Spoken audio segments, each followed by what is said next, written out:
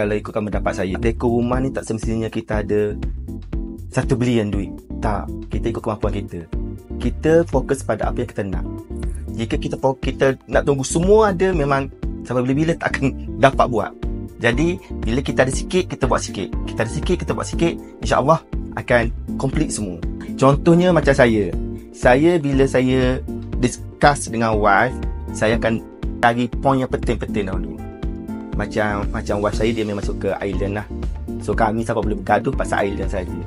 Okay, so tak apalah, saya ikut je lah. Sebab biasalah kadang-kadang hal-hal rumah ni biasanya perempuan lagi tahulah daripada saya. Saya follow je. Tapi pada masa sama saya bagi pendapat lah, yang mana you perlu buat, yang mana you perlu tak buat. So maksudnya ada sesi perbincangan di situ. Okay, cantik tak? Tak cantik, kita cancel.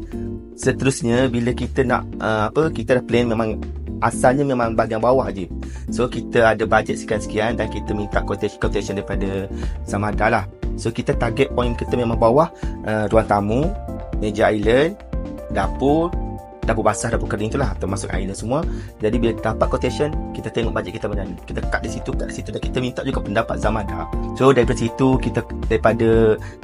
actually sebelum ni memang kita bajet untuk buat bilik utama, tapi sebab dia melebihi anggaran kami, so kami cut dulu untuk bilik utama.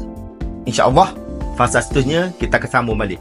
Kita buat ikut kemampuan dan kita cari poin penting saja dulu, yang kita betul-betul aim untuk cantikkan tempat itu.